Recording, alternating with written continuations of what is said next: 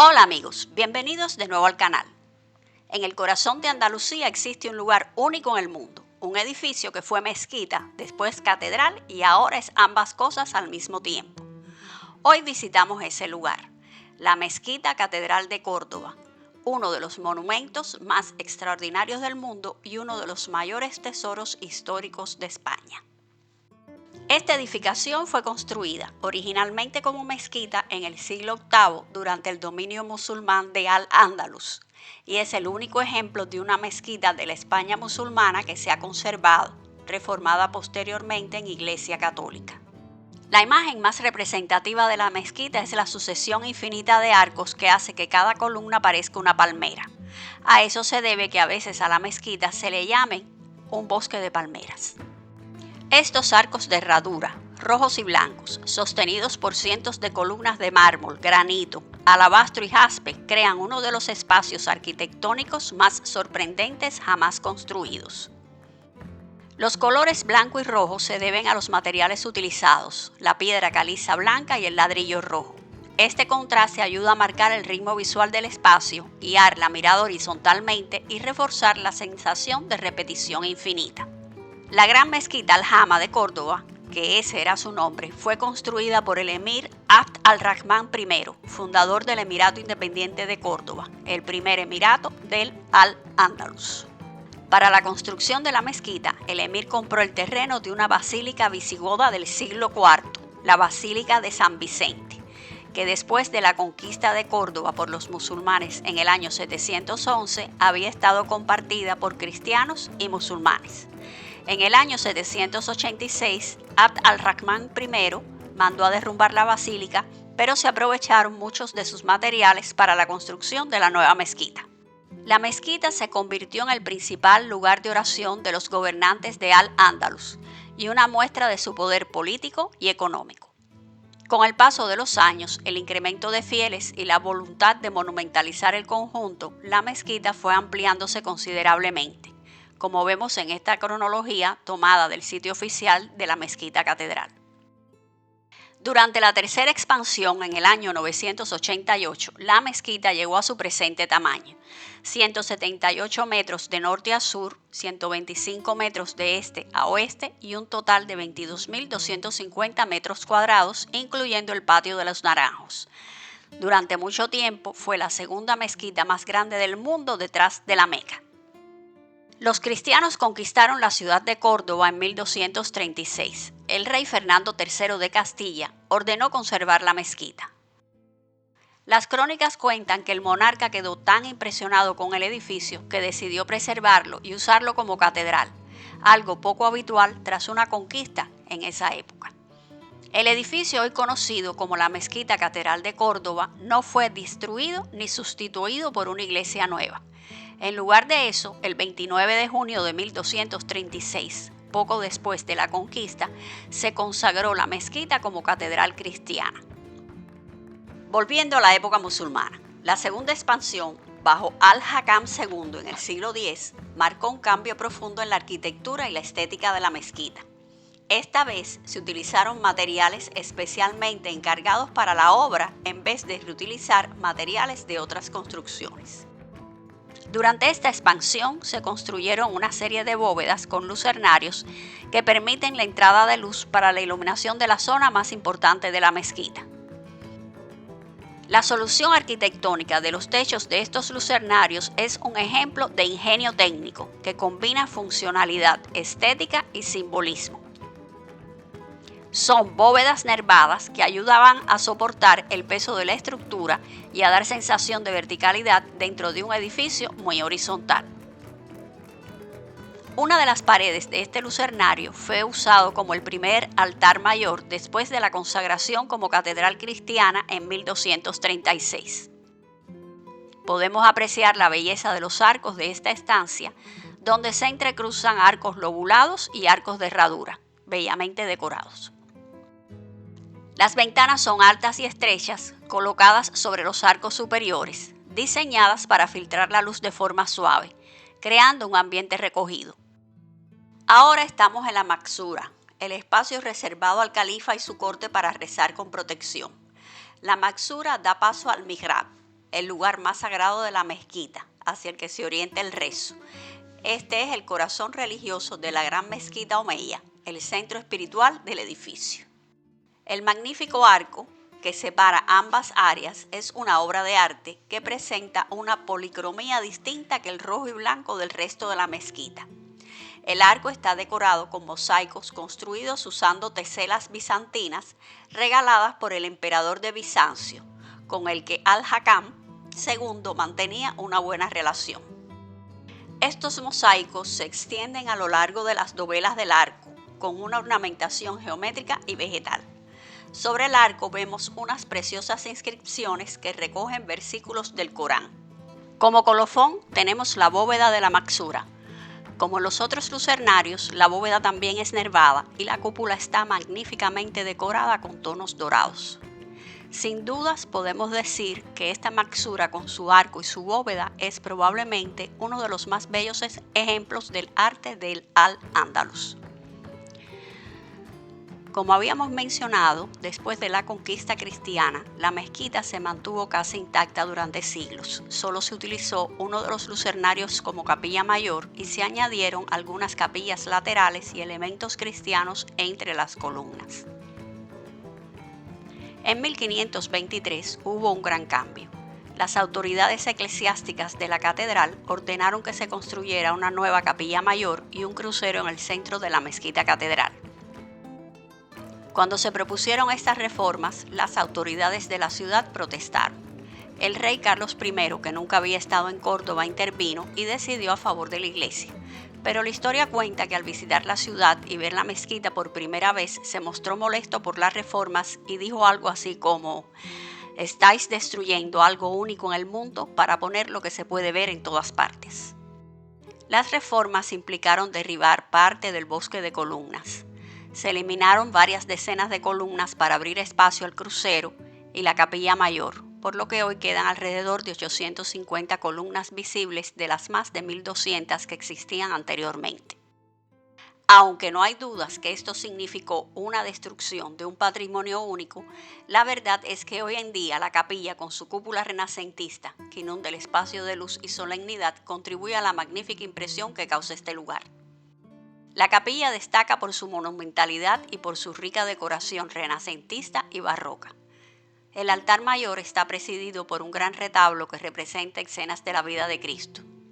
La luz que entra desde lo alto ilumina esta área, creando un ambiente solemne que contrasta con la penumbra más íntima de la zona de la mezquita. Cuando llegas a esta parte es como si la historia cambiara de ritmo. Del mundo islámico de la oración colectiva pasamos a la estructura cristiana del altar y el coro, y es como si siglos de arte y devoción se entrelazaran. Es un contraste que nadie olvida después de visitar la mezquita catedral. Frente al altar mayor se encuentra el impresionante coro catedralicio, uno de los elementos más notables del interior. Está realizado en madera tallada y muestra un extraordinario trabajo artesanal. Los asientos del coro están ricamente decorados con relieves y detalles escultóricos que representan escenas religiosas y motivos ornamentales. Durante siglos, este espacio ha sido utilizado por los canónigos de la catedral para el rezo del oficio divino y las ceremonias litúrgicas. El coro añade otra capa histórica al edificio. Mientras la antigua mezquita se organizaba como un gran espacio abierto para la oración colectiva, el coro introduce la estructura litúrgica característica de las catedrales cristianas. Destacan también estos púlpitos barrocos del siglo XVIII que son una representación de los 4 evangelistas. Cada evangelista está representado con su símbolo alado: humano, león, toro o águila, decorando los laterales o la base del púlpito. Su función no es solo decorativa. Los símbolos ayudan a identificar la autoridad de la palabra de Dios y refuerzan la enseñanza de los evangelios en el contexto litúrgico. Alrededor de todo el interior de la mezquita catedral vemos las capillas laterales que no existían en la mezquita islámica. Antes, estos espacios eran simplemente tramos abiertos de la sala de oración, es decir, estas capillas eran filas normales del famoso bosque de columnas. Entre los siglos XIII y XVI se levantaron muros entre las columnas, se añadieron retablos, rejas y altares, e incluso algunas de las capillas se usaron como lugares de enterramiento de familias importantes. Como son añadidos sucesivos a lo largo de siglos, hoy vemos que cada capilla tiene un estilo distinto, mezcla de gótico, mudéjar, renacentista y barroco. Además, debido a la voluntad de respetar la arquitectura original, todas mantienen las columnas originales de origen musulmán. Las columnas y arcos dentro de las capillas siguen siendo islámicos y la decoración cristiana se apoya sobre la estructura original de la mezquita. El resultado es literalmente una arquitectura superpuesta sobre la estructura musulmana con la función cristiana actual. Varias puertas y rejas de hierro forjado tienen ornamentación cristiana, como cruces y emblemas eucarísticos.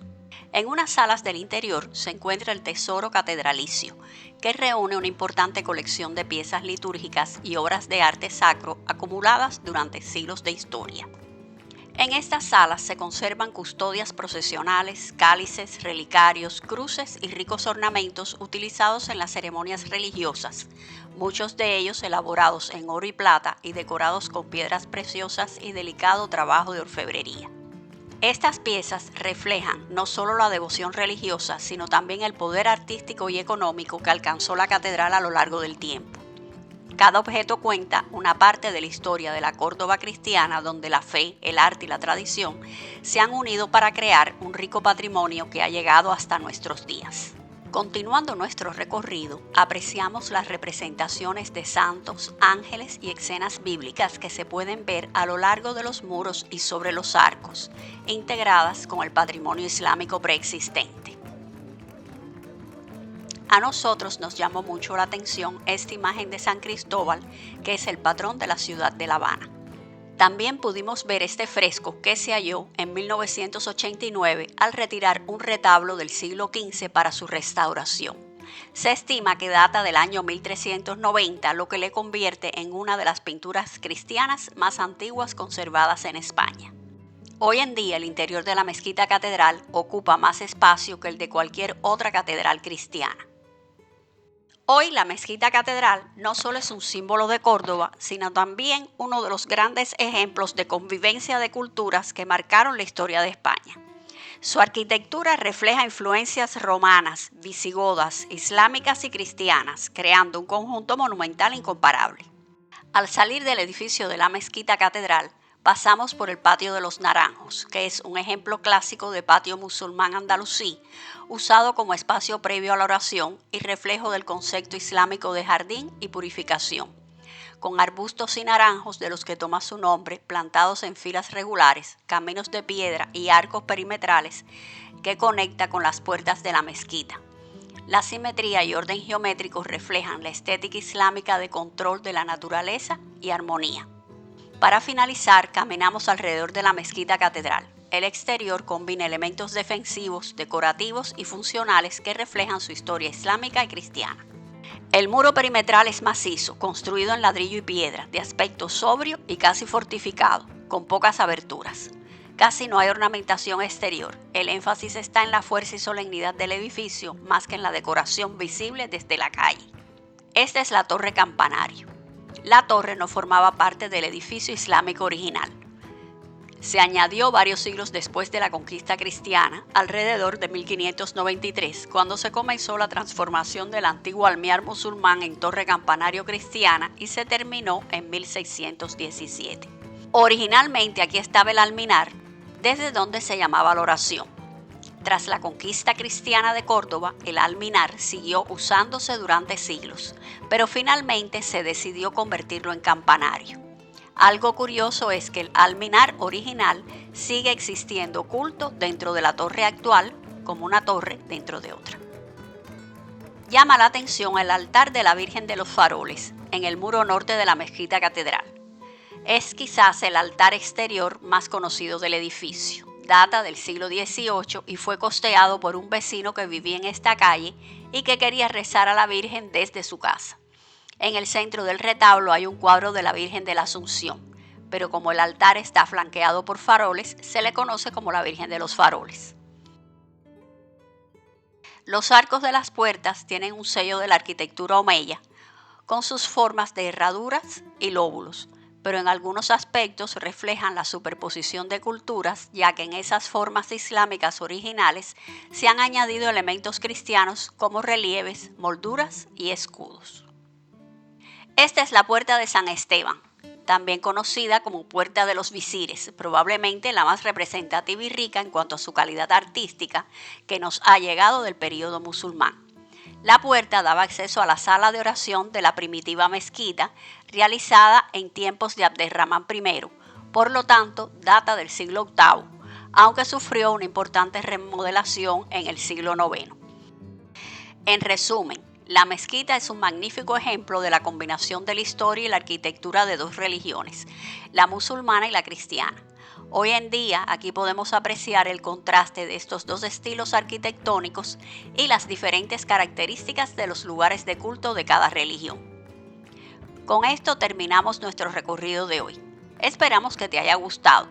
Y como siempre te decimos, si quieres más guías sobre cómo mudarte, vivir o retirarte en España, o que te mostremos paseos como este, suscríbete al canal, dale like a este video y déjanos tus preguntas en los comentarios.